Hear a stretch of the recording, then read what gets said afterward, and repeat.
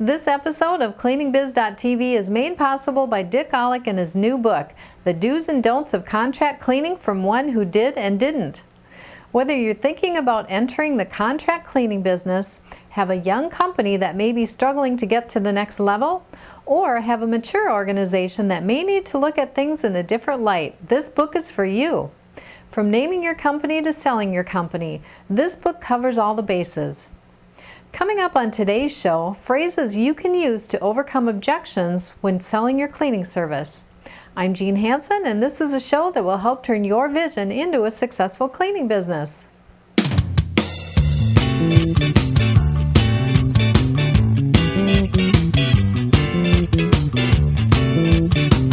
I've talked to a lot of cleaning business owners who have no idea what to do when they get an objection from their prospect.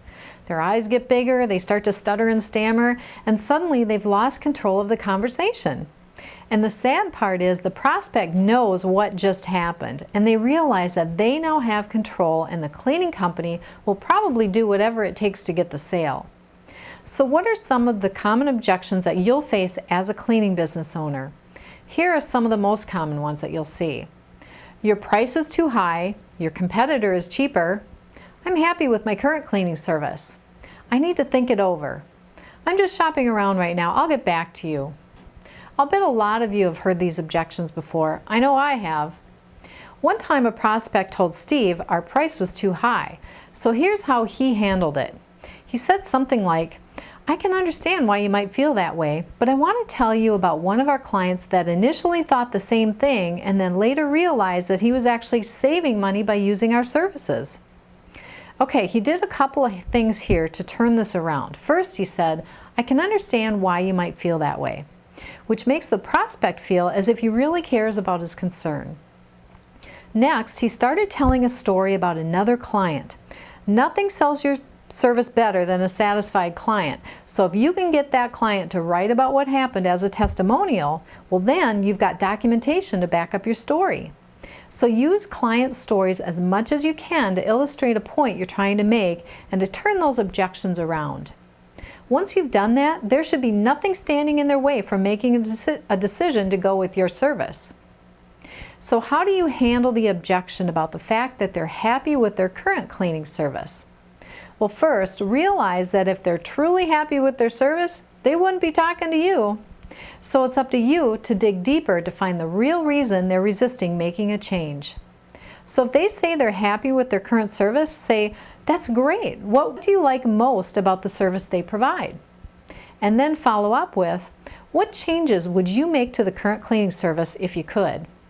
And then ask, do you regularly shop around for your products and services? Now by asking this last question, you're reminding the prospect that shopping around keeps vendors and service providers on their toes if they know they're not guaranteed the business. Okay, let's talk about the I need to think it over objection. If you think about it, they really don't have an objection to your service. They're just trying to buy more time.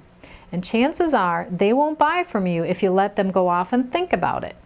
That's because they'll forget about all the benefits of hiring your service, so you'll lose all your momentum. So how do you respond to a prospect that says, I need to think it over?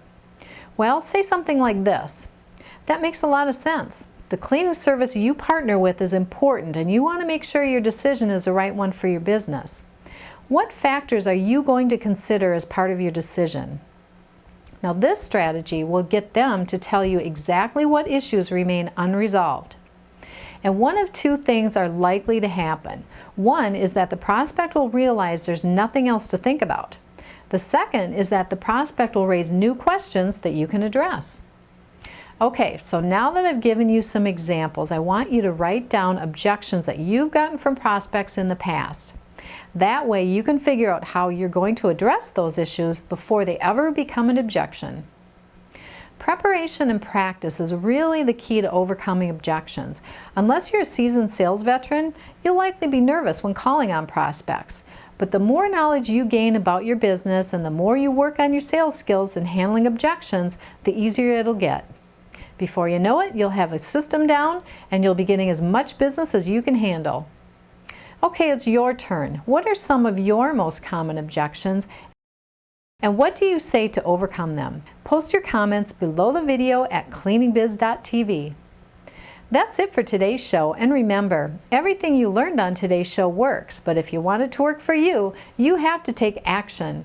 And as I always say, inaction may feel safe, but action can move mountains.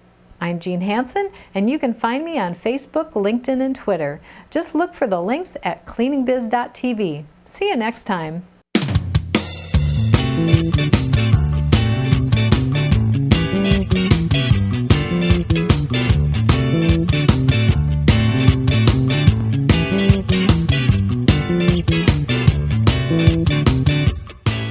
So what are some of the common objections that you'll face as a bit, oh God.